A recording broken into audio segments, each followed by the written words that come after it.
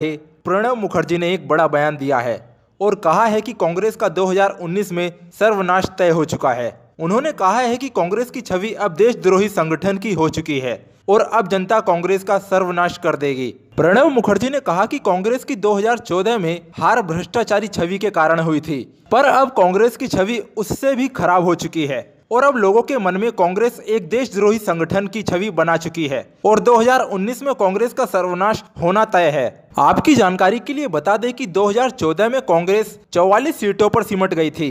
उसके दो बड़े कारण थे। पहला तो कांग्रेस द्वारा हिंदुओं का दमन और दूसरा कारण कांग्रेस और उसके साथियों द्वारा किया गया बड़ा घोटाला, जिसे देश ही नहीं दुनिया के लोग भी याद करते हैं। कांग्रेस राज्य में घोटाले के वर्ल्ड रिकॉर्ड बनाए गए थे और 2014 में जनता भ्रष्टाचारी कांग्रेस को सबक सिखाना चाहती थी और जनता ने कांग्रेस को 44 सीटों पर पहुंचा दिया।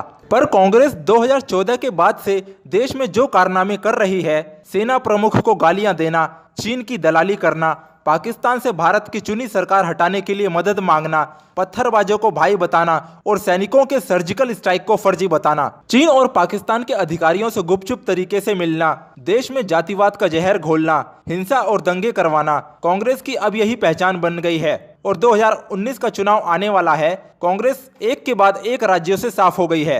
इन सब कारनामों की वजह से कांग्रेस के 2019 में आने की संभावनाएं बिल्कुल खत्म हो चुकी हैं और अब 2019 में सर्वनाश होना ही बाकी रह गया है। सोशल मीडिया में काफी समय से कुछ कॉन्स्पिरेसी थ्योरी चल रही है, जिसमें कहा जाता है कि सोनिया गांधी हिंदू विरोधी हैं और उन्होंने यूपीए शासन काल में हिंदुओं के खिलाफ काफी गलत काम किए।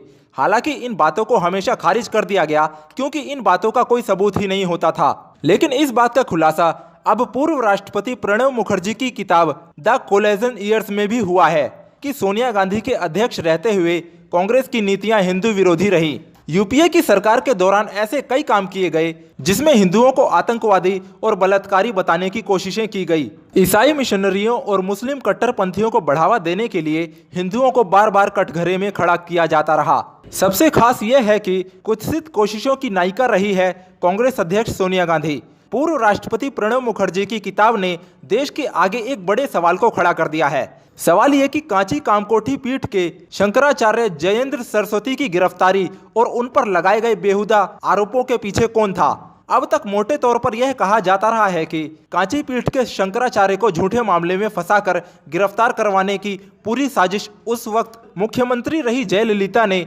अपनी सहेली शशिकला के इशारे पर रची थी। उस वक्त इस सारी घटना के पीछे किसी जमीन सौदे को लेकर हुआ विवाद बताया गया था। लेकिन अब प्रणब दा के खुलासे से साफ हो गया है कि गिरफ्तारी सिर्फ जयललिता की मर्जी से नहीं बल्कि सोनिया गांधी के इशारे पर हुई थी।